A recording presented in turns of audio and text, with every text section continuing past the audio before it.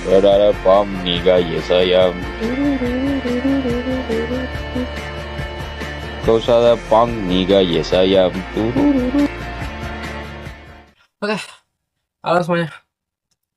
Ya, eh, langsung aja ya. Eh, di sini gua akan meresensi sebuah film yang berjudul Superman. Dan ini adalah kenapa menurut gua Superman tahun 2025 itu adalah salah satu film terbaik di tahun tersebut dalam kategori superhero.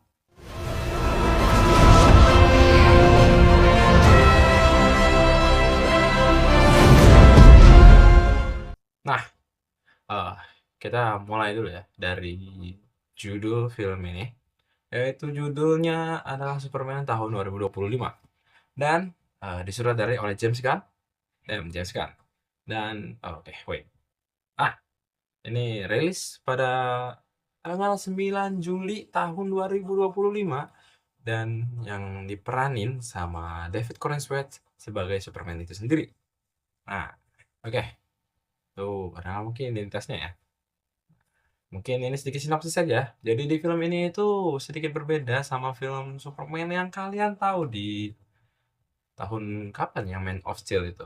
2013 I guess kalau nggak salah ya, sekitar tahun segitu. Dan ya ini sedikit berbeda dan sedikit berbanding terbalik dengan film sebelumnya. Pada film ini itu kita berfokus pada kemanusiaan, sisi kemanusiaan dari si Superman ini. Dia tidak dipandang sebagai dewa, dia tidak dipandang sebagai Tuhan, dia bukan dipandang sebagai makhluk terkuat di alam semesta ini, tapi dia dipandang sebagai manusia dalam film ini. Sedikit sinopsis saja ya. Dan kita langsung masuk ke kelebihannya. Ya. Oke, yang pertama, kelebihan dari film ini menurut gua itu sedikit berbeda dengan film-film Superman dengan film Superman sebelumnya. Apalagi yang Man of Steel itu udah jelas seperti apa yang gue jelasin di awal. Itu beda banget. Kayak di sini tuh dia beneran menggambarkan seorang pahlawan, seorang superhero di film ini.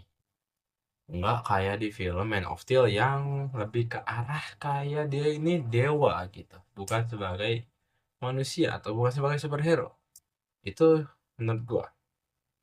Dan mungkin beberapa orang nggak setuju dengan opini gua karena mereka mungkin masih lebih suka yang versi Henry Cavill, tapi gua lebih suka versi David Corenswet karena dia menggambarkan apa itu hero.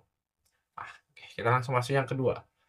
Eh, Kelebihan yang kedua dalam film ini itu adalah penggunaan kameranya. Kalau nggak salah penggunaan kamera yang digunakan dalam film ini itu sedikit berbeda. Nggak kayak kamera-kamera yang lainnya. Kalau nggak salah itu sedikit lebih wide. Jadi ketika ada scene, shot, ada mungkin shot ya dari jarak dekat, angle-nya itu kayak bagian muka atau yang disorotnya itu lebih kelihatan banget ya, lebih kelihatan banget di kamera atau di layar kaca kalian kalau nonton. Dan ya bahkan itu ada beberapa banyak meme-nya sih kayak di Twitter, IG itu banyak ya meme-nya. Karena ya agak sedikit goofy aja ada. Mukanya si David Corenswet kayak nge-zoom banget di kamera itu. Tapi bagus. Oke, lalu itu adalah kelebihan kedua ya. Lalu kelebihan ketiga, menurut gua dalam segi film ini penulisan ceritanya sedikit tidak menggambarkan tentang kekuatannya si Superman, tapi ceritanya ini fokus pada tahun ketiga dia dalam menjadi Superman ini ya. Nah, masuk ke dalam tahun ketiga dia dalam menjadi Superman. Dan gue juga suka di sini build up-nya ya yang dibikin sama si James Gunn ini bagus banget karena meskipun udah masuk ke tahun ketiganya, tapi kita sebagai penonton tuh gak dibikin linglung, gak dibikin bingung gitu. Inilah film bagus guys. Nah, kita nggak dibikin linglung sama nggak dibikin bingung sama jalan ceritanya. Kita dibikin enjoy masuk ke dalam fase ceritanya satu-satu. Kita dijelasin konfliknya yang ada di sana. Kita dikenali sama karakter-karakter yang ada di sana dengan fase yang pelan, tapi kita mengerti apa yang lagi terjadi gitu dalam di filmnya.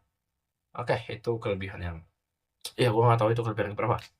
Oke, dan Mungkin juga kelebihan yang lainnya itu ada di dinamika peran si Superman-nya dengan karakter yang lainnya, kayak Mister Terrific, terus, dinamika sama si Lois Lane, itu yang diperanin sama Rachel Rachel Brosnahan, ya namanya begitulah, gua nggak tahu cara cara nyebutinnya.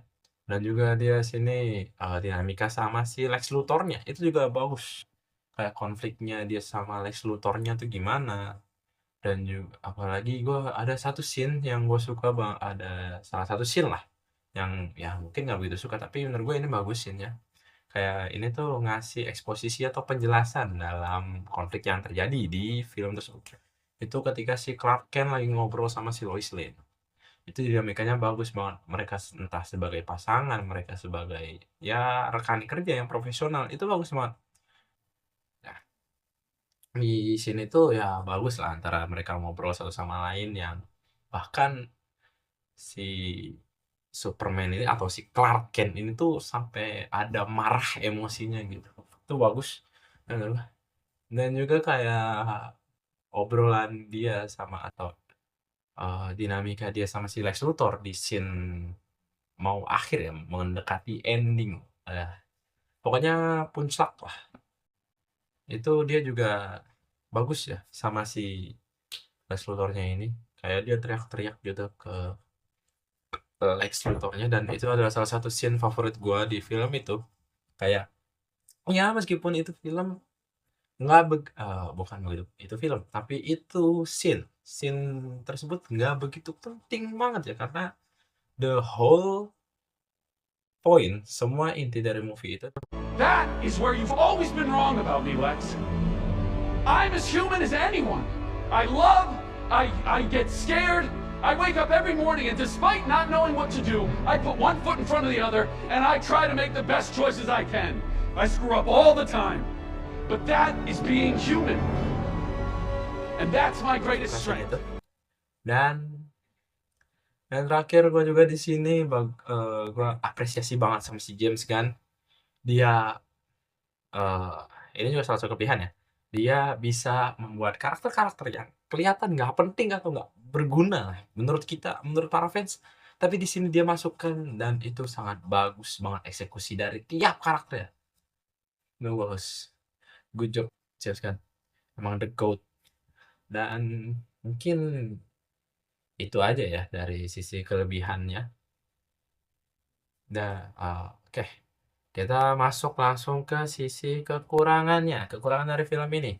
Nah, kekurangan dari film ini ya mungkin beberapa, menurut opini gua itu bukan yang kayak semua orang akan setuju, tapi ya mungkin beberapa ada yang setuju. Kita mulai dari yang pertama, itu si Superman di sini. Dia kelihatan lemah. He looks so weak. Dia kelihatan kayak lemah banget. Kayak ya nggak kayak Superman yang OP gitu, yang nggak mati-mati atau nggak bisa kalah. Tapi di sini dia ya literally di opening filmnya aja dia kalah, men. Terkapar gitu dia di tengah-tengah salju, es. Ya, ya mungkin banyak orang yang begitu suka. Tapi ya memang fokusnya bukan di situ. Lalu juga yang kedua, kostumnya. Ya mungkin orang masih nggak bisa move on sama kostumnya si Henry Cavill yang dark, desain modern, yang desain modern, yang gagah ya ketika dipakai. Sedangkan yang ini tuh lebih ke arah kayak terang banget gitu. Kayak memang ngikutin komik accurate, tapi ya bagus lah. Gue suka. Apalagi, mohon maaf, salah dalamnya di luar lagi, men. Nggak kayak yang Henry Cavill itu kan dia di nggak ada gitu. Desain itu dihilangin. Ya, itu mungkin kekurangan kedua. Dan juga kekurangan ketiga mungkin gue rasa udah sih. Ya, gue rasa itu aja. Ya, mungkin beberapa orang yang kayak berharap di film ini itu nggambarin kehidupan si Clark Kent, ya kalian salah. Film ini ya bukan menggambarkan kehidupan si Clark Kent yang mencoba nyiimbangin kehidupan dia antara jadi Superman sama si Clark Kent, tapi lebih ke arah sisi kemanusiaan Superman. Mungkin itu. Ya mungkin ini kekurangan bagi beberapa orang, tapi menurut gua nggak masalah. Dan gua rasa itu sih yang bisa di gua sampein aja untuk film ini. Dan apa gua rekomen banget ini film. Ini film Absolute Cinema. Ini bagus banget. Gua rekomen banget buat kalian buat nonton film ini karena ini benar bagus. Dan ya, mungkin segitu aja sih apa yang bisa gue sampein dengan resensi gue terhadap film ini. Ya, ya itu aja mungkin. Oke, gua mau terima kasih pamit undur diri. Ya, kalau mungkin kalian ada yang mau tambahkan, kalian bisa komen I guess. Atau ya, oke.